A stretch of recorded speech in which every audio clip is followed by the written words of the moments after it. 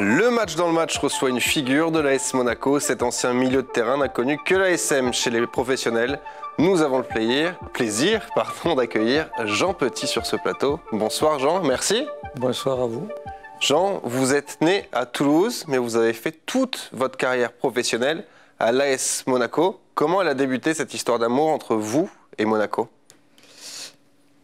Avant, quand j'étais à Toulouse, et quand on signait dans un club professionnel, on était obligé de rester jusqu'à 35 ans, à moins que les deux parties se mettent d'accord. Et Toulouse est tombé en faillite, et Toulouse devait monter, fusionner avec le Paris, le Red Star de Paris. Et moi, je ne voulais pas aller à Paris. Pourquoi, je ne sais pas. Et pendant que j'ai devancé l'appel, pendant que j'ai joué à Luchon avec l'entraîneur, c'était Juste Fontaine, Monaco est venu jouer à Toulouse et ils ont gagné 5-0. Et ce qui m'a frappé, c'est le maillot qu'ils avaient, rouge et blanc. La diagonale. La diagonale, et j'ai dit, c'est là que je veux aller. Pourquoi? Je ne sais pas. Et c'est là, parce que j'ai eu des Marseille, Saint-Étienne, etc., qui me voulaient aussi. Et puis j'ai dit non, je veux aller. Alors qu'on était, la première année que j'arrive, on était en deuxième division, quoi. Donc c'est vous qui contactez l'AS Monaco, qui faites en sorte d'aller à Monaco, ou quelqu'un de l'AS Monaco vient vous voir? Quelqu'un de Monaco vient me voir quand je jouais à Luchon. Parce qu'à Luchon, c'était une cure thermale. Et il y avait un dirigeant qui était là, il était venu, et le dimanche, comme il s'embêtait un petit peu à Luchon, il est venu voir un match que je jouais. Il est rentré, il a vu le secrétaire général, M. Vacareza, et il lui a dit, écoute, à Luchon, il y en a un qui est pas mal. Donc, comme j'appartenais toujours au Restart, même jouant en équipe amateur, il a fallu qu'ils s'arrangent, ils ont fait des échanges, etc., etc. Je me suis retrouvé au mois de juillet 69 à Monaco. Et vous laissez des clubs comme Saint-Étienne, Marseille de côté pour aller jouer en deuxième division? Exactement. Vous n'avez jamais eu envie de découvrir un autre club? C'est vraiment une histoire d'amour entre Monaco et vous? C'est une histoire d'amour.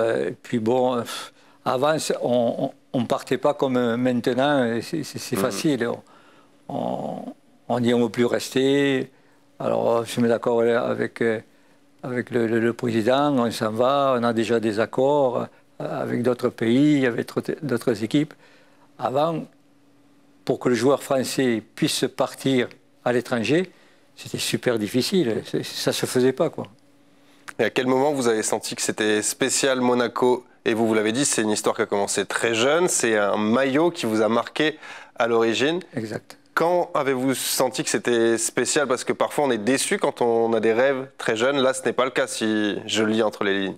Ce n'était pas le cas parce qu'on a commencé à avoir des résultats. Je suis arrivé en 69, en 78 où on a été champion. On a fait en 74 une finale de Coupe de France, mais bon, on ne l'a pas gagné, donc ça a été loupé. Donc on est descendu, on a eu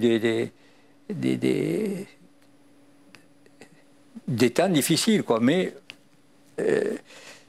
quand on allait dans le bas, on disait non, je vais rester pour remonter.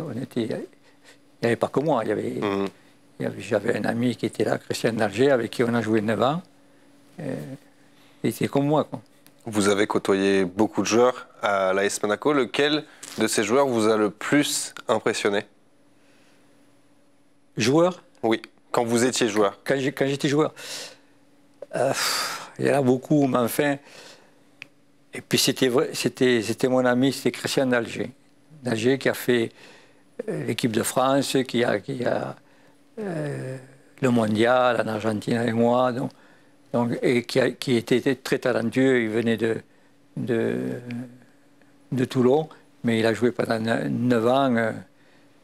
C'est un peu amicalement, même s'il était très bon, attention. Sinon, quand j'étais adjoint des entraîneurs, ça a été Glenn Odell, qui avait une facilité technique, c'était un Anglais qui était extraordinaire. Mais on a eu tellement de bons joueurs, comme le président du Libéria, George Weah. Vous avez notamment joué aussi avec Delio Onis, qui est toujours le meilleur buteur de l'histoire du club. Qu'est-ce qu'il avait en plus, Delio Onis? Il loupait rarement. Il courait pas beaucoup, mais il courait juste ce qu'il fallait. Il avait une excellente détente. Il jouait très bien au football, dans les remises et tout ça. Mais quand il était derrière, par exemple, un défenseur adverse, il pensait toujours qu'il allait louper le ballon et que lui, il allait être prêt pour la mettre dedans. Il n'était jamais surpris. C'est grâce à ça qu'il a marqué autant de buts en championnat. Enfin, et aussi parce qu'il y avait des joueurs à côté comme Christian Alger qui a fait marquer un sac de buts, quoi. En tant que joueur, c'est quoi, vous, votre meilleur souvenir en rouge et blanc? C'est l'année du titre en 78.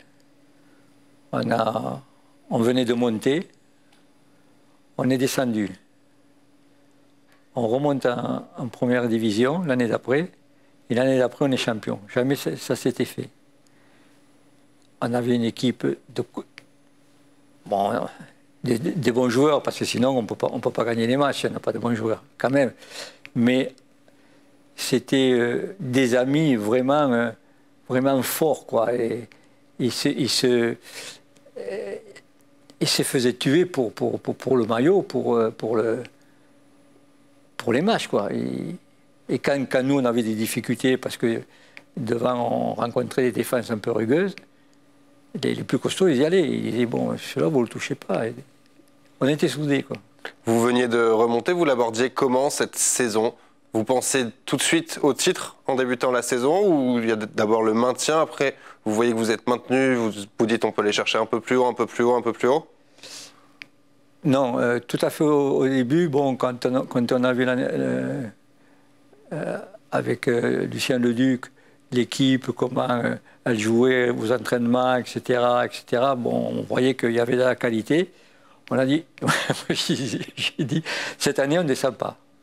Monsieur Leduc, cette année, on ne va pas descendre, on est costaud et tout ça. Et puis, Delio Onis, avant le premier match, qu'on a à Bastia, les 5 premiers matchs, on a rencontré des équipes difficiles, qui nous dit, moi j'ai rêvé qu'on gagnait les 5 premiers matchs. J'ai dit, Delio, tu pars en biberine. Effectivement, on a gagné des matchs très difficiles. Et le 6e match, on a reçu on recevait Saint-Étienne avec une grosse équipe aussi. Et j'ai dit, pourquoi tu n'as pas rêvé que 6e but? Il m'a dit, j'ai rêvé que 5. Et le 6e, on perd à la maison. Contre Saint-Étienne. Monaco, ça vous a notamment ouvert les portes de l'équipe de France. Vous avez disputé une Coupe du Monde, vous en parliez tout à l'heure, en 78 avec en Argentine, pardon. Vous retenez quoi de ce mondial argentin?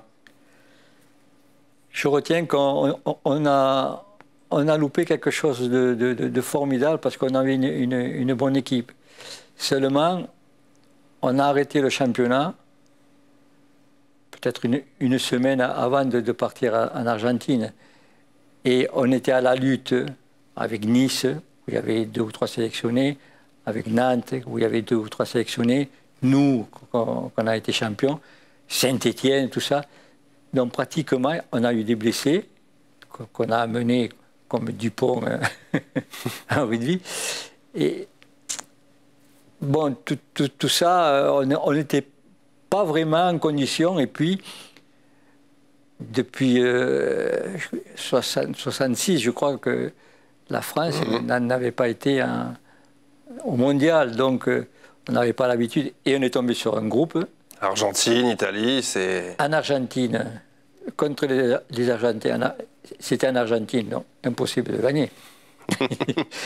Et les Italiens, qui avaient à ce moment-là une grosse équipe.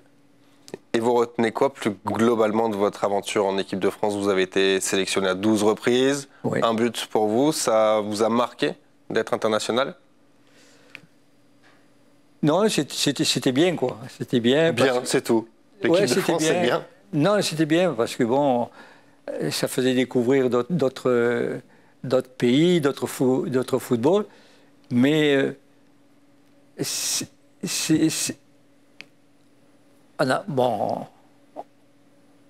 on a vu des matchs, on a fait un premier match pour jouer sur le synthétique à New York, par exemple. On a fait des trucs exceptionnels. Mais la plupart, c'était des très bons joueurs, même si en équipe de France, il n'y a pas eu la carrière, parce que ça a démarré un peu plus tard, le championnat, les résultats. Mais les joueurs qui composaient à ce moment-là, voilà, ils étaient là, ils jouaient, et stop et fin. Ça gagnait, ça perdait, on faisait la gueule, mais bon, voilà, ça n'allait pas plus loin, quoi. Est-ce que quand vous étiez joueur, il y a déjà eu un match, un jour, où vous sentiez que rien ne pouvait vous arriver, que vous étiez vraiment au-dessus ce jour-là? Alors là... Non? Là, je pense pas, non. Non? Je pense pas. Je pense que... Non, sinon j'aurais eu souvenir. Non. Qu'il ne pouvait rien nous arriver, non, parce que bon... À vous, personnellement, un jour où vous étiez sur le terrain, vous réussissiez tout ce que vous vouliez? Bon, ça a été un petit peu l'année de 78. On n'a pas réussi, mais on n'a pas eu de blessés. On n'a pas eu de blessés. C'est toujours pratiquement la même équipe. On a Lucien Leduc, sans le faire exprès, en mettant les meilleurs joueurs au poste, on avait inventé le 4-4-2. On jouait un peu... Bon, derrière, il jouait derrière. Au milieu, ça jouait au milieu avec deux pointes et puis les autres, les attaquants. Mais il n'y avait pas... Il y avait une tactique, mais voilà. On a dit, tiens, mais vous jouez comment, vous, Monaco? 4-4-2. Et pourquoi? Ben parce que nous, on avait à gauche, on va dire un ailier gauche, qui était le numéro 11, qui s'appelait Raoul Noguès. Et lui, au lieu de rester pour faire le 4-3-3 normalement sur son aile, il courait de partout. Alors on le voyait là, on le voyait là, on le voyait là, et il y avait deux attaquants, voilà, on avait inventé soi-disant le 4-4-2. Après votre carrière de joueur, vous avez rapidement intégré le staff de l'AS Monaco. C'est quelque chose que vous aviez négocié avec vos dirigeants de l'époque? Pas du tout. Ça s'est fait naturellement? Ça s'est fait naturellement. Tout s'est fait naturellement parce qu'après, bon, j'ai arrêté, j'avais une fracture. Fini la carrière, j'avais le secrétaire qui m'avait fait venir à Monaco.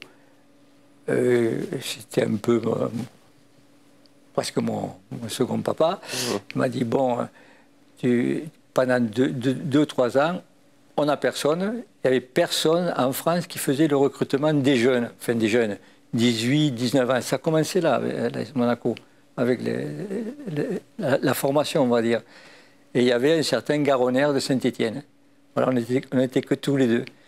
Et puis après, bon, quand il y a eu un entraîneur qui est venu, Stéphane Coax, équipe de France, Ajax, etc., il a demandé au président, parce que c'était une personne un peu âgée, qui avait toute sa tête, il avait demandé un adjoint. Et donc, le président il a dit, il y en a un ancien joueur, etc., etc.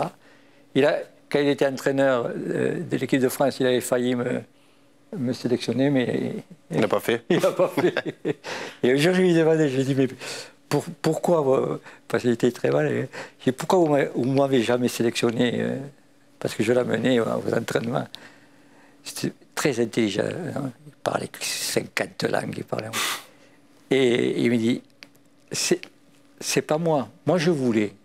Mais après, j'ai fait toute ma carrière après avec Hidalgo en équipe de France. Et Hidalgo, c'était son adjoint. Il a dit, c'est Hidalgo qui ne voulait pas. Soit dit ça. Ça marche, parfois le bluff. Ça marche. Vous avez également été l'adjoint de nombreux entraîneurs à Monaco, dont Didier Deschamps qui a amené, on s'en souvient, Monaco en finale de la Ligue des Champions en 2004. Vous l'avez vécu comment, cette campagne européenne en 2003-2004 avec cette finale perdue contre Porto? Oui, la finale qu'on perd, c'est parce qu'on arrive au bout on jouait le titre pratiquement. Bon, c'était la guerre avec Marseille, etc., avec tout ce qui s'en est suivi. Mais jusqu'à la fin, on jouait le titre et puis les matchs européens nous ont épuisés, on va dire. Parce que bon, on jouait vraiment pas facilement. On avait des joueurs, des bons joueurs, mais des joueurs de devoir aussi. Hein. Parce que c'est, à part Morientes, mais c'était des joueurs de devoir et on était rincés. On avait des blessés, dont Julie, qui a voulu plus ou moins jouer pour cette finale. Et il avait fait tous les matchs, tout ça. Mais avant, les matchs qu'on avait fait contre le Real Madrid, c'était, je ne peux pas le dire dans la télé, mais bon, c'était un truc exceptionnel. Chelsea en demi-finale, c'était des matchs. La Corogne. Avec ce 8-3. 6-3. Vraiment, là oui, on était un peu euphorique. On rentre sur le terrain, on était un peu euphorique. C'est vrai. Toute la saison, on a été un peu euphorique. Aujourd'hui, vous continuez de suivre avec attention les prestations de l'AS Monaco? Ah, je vais au match tout le temps? Vous ratez pas un match? Tout le temps, oui. Et les matchs à l'extérieur? Ah non, match à l'extérieur, non. J'ai les féminines. Qu'est-ce que vous pensez de cette AS Monaco version 2023-2024? Pas mal. Autant les autres années, j'ai eu du mal à saisir un petit peu. Bon, c'est facile à critiquer, tout ça, les entraîneurs, mais je pense que cet entraîneur-là... À 18h. Oui, a su créer une équipe, quoi. Une équipe, les gars sont physiquement au point, et ça se bat, ça joue, il y a des bons joueurs aussi. Et je pense que la preuve est là, ouais. Et que ça ne sera pas comme l'année dernière où on a laissé tomber. Enfin, on a laissé tomber entre parenthèses. Il y a l'attaque notamment qui est impressionnante, les joueurs offensifs, on pense évidemment à Ben Yedder, Balogun, Minamino qu'on voit là, Golovin. Vous prenez du plaisir à voir Monaco jouer, même s'il y a parfois Monaco encaisse beaucoup de buts, mais c'est une équipe qui vous plaît à voir? Oui, ça me plaît parce que ça joue, ça calcule pas, ça joue. Bon, oui, tactiquement, il y a un remplacement, etc., etc. Mais ça ne calcule pas. Quand ils attaquent, ils attaquent. Et puis il y a des joueurs comme Golovin qui fait un début de saison que je ne l'avais jamais vu. Ils nous l'ont changé. Bon, c'est un très bon joueur, techniquement et tout ça. Mais bon, Ben Yedder, maintenant, il y a la formule Balogun-Ben Yedder. Un qui déménage plus ou moins et l'autre qui est derrière, qui est malin comme Delio, ça peut être bien parce qu'au milieu du terrain, il y a aussi des bons joueurs. Non, c'est une équipe qui me plaît. Vous dites ça peut être bien. Ils peuvent aller jusqu'où, les Monégasques, dans cette saison? Ils peuvent aller jusqu'au bout. Enfin, ils peuvent finir dans les 4 premiers. Est-ce qu'ils peuvent remporter le titre? Comment? Le titre, ils peuvent aller le chercher ou pas? Je pense. Je pense parce que Paris, bon, a des problèmes internes, a des problèmes sur le terrain, il y a des problèmes et tout. Mais bon, quand même, Paris sera là, quoi, parce qu'ils ont des très bons joueurs. Mais sinon, on continue à être sérieux comme ça, pourquoi pas, quoi? Pourquoi pas? Pourquoi pas? On suivra ça avec attention. Merci, Jean, d'avoir été notre invité. Avec plaisir. On vous souhaite plein de bonnes choses pour la suite et une belle saison, donc en tribune derrière l'AS Monaco. Merci à vous de nous avoir suivis dans sa match et dans le match d'hors match. Tout de suite, c'est la météo avec TV Monaco. Excellente soirée à toutes et à tous.